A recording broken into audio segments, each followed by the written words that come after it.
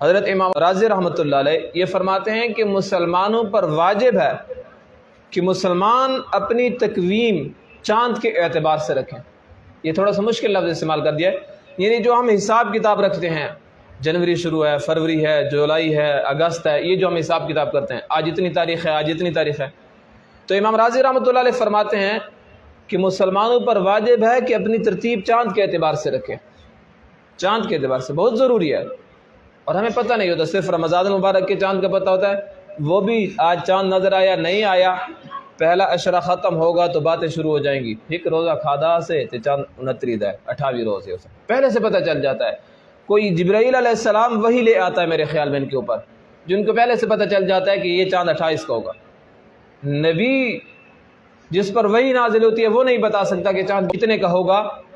اور ہمارے آج کی 15ویں صدی کے جوان بتا دیتے ہیں کہ چاند تو 29 کا ہے، اور ایک روزہ ہم نے کھایا تھا، بس 28 ہوں گے۔ آگ دے ہوئے لوگ جہاں روزہ نہیں رکھا ہوگا، یہ روزہ نہیں رکھو گے، یہ روزے سے تنگ ہوں گے، تراویح وغیرہ نہیں پڑھیں گے، وہی لوگ اس قسم کی بحث چڑھیں گے۔